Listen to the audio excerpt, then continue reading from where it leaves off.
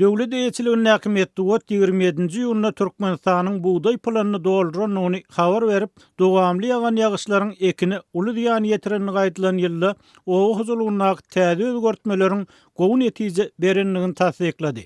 Mundan 25-nji ýylda Ahal vilayatynyň, 26-njy ýylda bolsa Mara vilayatynyň buğday planyny dolanlygy habar berildi. 27-nji ýylda bolsa Lewap, Daşoğlu we Balkan vilayatlarynyň gallaçylary hatawat berdiler diýip TDH ýurt boýunça jemi 1 milyon 600 000 tonnadan gowrak azyklyk buğdaýyň harmana tawsyrlandygyny aýtdy. Buğday planynyň ilki Ahal vilayatynda prezidentiň ogly Serdar Berdimuhammedowyň häkim mellenen sebitine dolmagy Türkmen hökümetiniň çap edýän ýokary ötüş stanlaryna süýhel garaýan synçylary ýylgyrtdy. Olaryň bir azatlyk bilen söhbetdeşlikde inni Ahal vilayatynda kemçilikler tanqid edilmez. Häkime käýinç we soňky duýduruş hem berilmez diýdi. Soňky ýyllarda prezident Gurbanuly Berdimuhammedow o hozurlyk ýolbaşçylaryny köp çalyşdy. Emma yerli synçylar şol taýda Türkmenistanyň kronikasy ýaly garaşsyz neşirler Türkmenistanyň o hozurlygyny ýagdaýyň prezidentiň aýdyşyndan hem agyrdygyny we Sowet döwründen elän artdyryp ýazmalaryň täzeden ýörgünli bolanlygyny aýdýarlar. Azatlyk bilen anonimlik şertinde gurlaşan ahally agronom paýty buğday planlaryny kagaz ýüzünde dolmagyň hemişe bolanlygyny, şeýle ýagdaýyň un, çörek, kepek gytçylygyny alyp gelýändigini görüň berdi. Türkmenistanyň o huzurlyk ministriniň Odolkorn wasary Şwesiýada ýaşaýan pensioner Sapar Klimov azatlyk bilen söhbetdeşlikde artdyryp ýazmalaryň prepiskanyň öň hem edilendigini, öýdem bu işiň iň ýokary derejelerden berilen görkezme esasynda planly bolmak, wezipede saklanmak üçin edilendigini aýtdy. Şol wagtda ol Sowet döwründe paýta edilen prepiskanyň köp adam üçin peýdaly bolanlygyny belleýär. Prepiska etmek daýhanynyň başlap birinji sekretary çenli peýdalylar. 100 manat verip 1000 manat alýatdy. Üstüne de bayraklarını, premierlerini ýene-de şonlalyk 5 10 20 gatlaýady. Umumy döwlet üçin hem iqtisady tarapdan peýdaly, moral tarapyn men bir garap üçürýänler. Ýöne inni Aklimovň pikirçe Türkmenistanyň ýygnalan hasyl barada Moskwa hatawat bermek aladasy ýok. Emma bu iş daýhany arlamak, bir adamyň dolanýaryny saklamak üçin dowam etdirilýär. Vilayatlarda benzin gytçylygy hökm sürýär. Owdan nepede ýanygy jöndürýän iri zawod işe girdilýär. Soňky bir neçe aýyň dowamyny Türkmenistanyň regionlaryny A95 we A92 markaly benzin gytçylygy döredi diýip Azatlyk radiosynyň habarçysy 27-nji iýulda habar berdi. Aşgabat şäherinden özge hiç bir vilayatlarda A95 we A92 markaly benzin tapdyrmaýar. Hususy ulug ýeler A80 markaly benziniň öz awtologlarynyň hereketlendirjisini hatardan çykarýanlygyny aýdýarlar. Benziniň gytçylygy ölümçülüge de täsir edýär diýip habarçy aýtdy.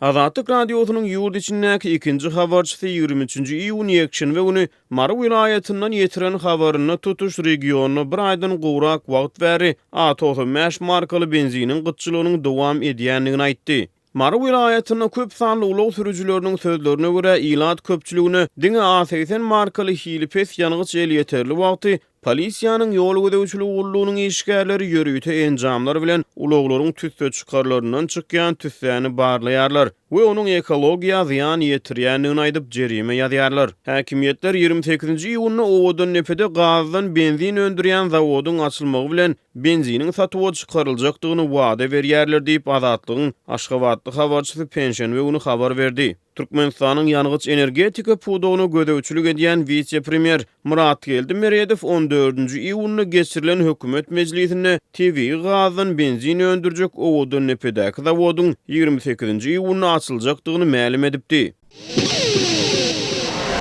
Türkmen döwlet mediasy Türkmenistanyň gök bakçy önümlerini eksport edýän ýurt hökmünde öz pozisiýasyny berkidýändigini aýdyp, şu ýyl 15 000 tonnadan gowrak pomidoryň we hyýaryň daşary ýurtlara iýerilendigini habar berýär. Bu habar Russiýanyň dürli regionlarynda Türkmenistanyň onlarça tonna pomidorundan zäherli mör-möjekleriň tapylandygy baradaky maglumatlaryň ýygyanyna gawat geldi. Şu ýyl ýyladyşhanalarda ýetişdirilen 15 000 tonna pomidor we hyýar daşary ýurtlara iýerildi. Bu geçen ýylky görkezijiniň hissesi 2 hissesine barabardyr. Şeýle-de 7,5 müň tonna soğan hem daşary ýurtlara iýerildi diýip Türkmenistan Altyn Asr websaýty 26-njy iýunda habar berdi. Habarda ýylyň başyndan bäri hususy eýçilikdäki ýyladyşhanalarda ýetişdirilen we daşary ýurtlara eksport edilen gökbakça önümlerinin umumy bahasynyň 15 milyon Amerikan dollaryna barabar bolandygy hem aýdylýar. Türkmenistanyň Senatçylar we Telekeçiler Birleşiginiň Owa hojalyk bölüminiň maglumatyna görä, ýurduň çäginde öndürilen pomidoryň hasyly yerli bazarlaryň talabyny ençemesse geçdi. Ýylyň soňuna çenli ýene adından 15 000 tonna gökbakça önümini ýetişdirmek gözeňinde tutulýar diýilip habarda aýdylýar. Türkmen medeniýeti ýurtda ýetişdirilýän gökbakça önümleriniň ýokary hilli we tagamlylygy sebäpli olary gyda döwletlerinde şeýle-de Russiýada, Gazagstanda, Gyrgyzstanda we Owganstanda isleg bildirilýändigini hem belleýär. Şol bir wagtyň özünde Türkmenistanyň eksport eden pomidorynyň karantina diýişli edilip oňa garşy gadaganylygyň girdilendigi barada soňky 3 aý çemesi wagtyň dowamında adından 3 gezek habar berildi. 19-njy iýunda Russiýanyň Samara regionunda Türkmenistandan getirilen 18 tonnalyk pomidor ýok edildi diýip Russiýanyň Rossельхознадзор döwlet edarasynyň yerli bölümi habar berdi. 11-nji iýunda Rossельхознадзоryň resmi websaýtynda bu edaranyň Moskwa, Moskovski we Tulski regionlary boýunça bölümleri Türkmenistandan getirilen 18,5 tonnalyk pomidory hil barlygyndan geçirende karantina diýişli maddanyň üstüniň açylandygy ma'lum edildi. Türkmenistan Altyn Asr websaýtynyň çarşenbe günü çap eden habarynda Türkmenistanyň Senatçylar we Telekeçiler Birleşiginiň agdasy Şahmehmet Anaýew salgylanyp Türkmen gökbakça önümleriniň Ýewropa bazarynda hem bäsleşligi ukyply bolup biljekdigini ma'lum etdi. Ýöne resmi media serişdelerinde Türkmenistanyň eksport eden pomidorynda ziýanly mörmöjekleriň tapylandygy, onuň karantina diýişli edilendigi barada häzirçe